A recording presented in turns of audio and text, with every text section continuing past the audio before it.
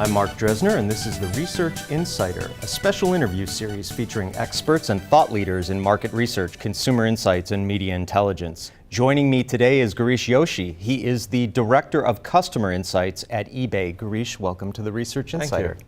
At the TMRE conference, you outlined a research project that really knocked everybody's socks off. And one of the things that stood out to me most from the get-go, the economic returns in various forms from this event. That's around right. $100 million, something like that.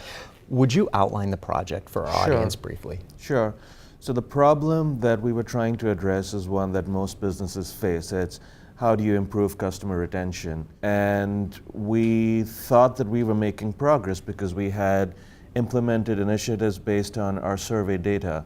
And it turned out that when we looked back, they didn't actually have a material effect because we were running surveys and essentially taking survey responses at face value. The problem with that is it's really hard for consumers to tell you the real reasons for their behavior. In a survey, they tend to rationalize why they think or what they would like you to think were the reasons. So in order to get to the real truth, we chose to use a modeling-based approach. And we combined behavioral data, so we knew which consumers had churned and which ones had been retained, and understood the component behaviors of that. In the case of eBay, it's things like visit frequency and visit conversion. And we use that to generate hypotheses, and we use the survey to get data on those hypotheses.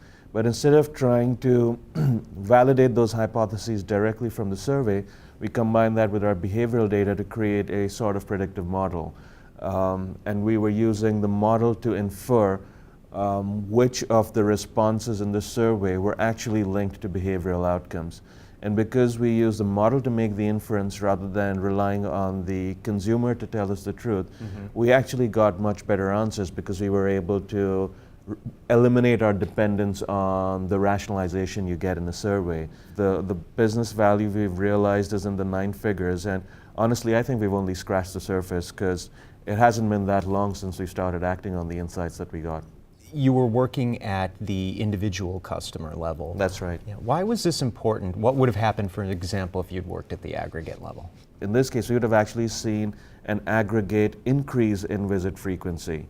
So we would have completely missed the fact that for those specific buyers who were not retained, there was a decrease in visit frequency. So by looking at individual level data, we were able to understand the real behavioral patterns that ultimately we were measuring in business performance. And because we were able to see the true behavioral patterns, we could create much more actionable hypotheses to then drive our primary research design and modeling efforts. That hypothesis formulation was very important to what you were doing. It played a key role in building your model, if I understand. That's right. Can you talk to us a little bit about that? We were putting the burden of explanation on the customer, and frankly, it's not their job. They're not trained to do it. They're certainly not getting paid for it. As an insights professional, it's my job. And if you really understand the customer, you understand how they behave in the category that you're competing with, and that allows you to think through what experience you provide and which aspects of that experience may or may not be falling short of the customer's expectation.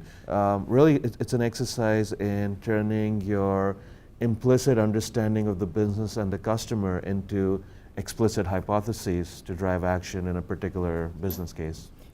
That's a terrific way to put it, Girish. Thank you very much for sitting down with us today. You've given us a lot to think about.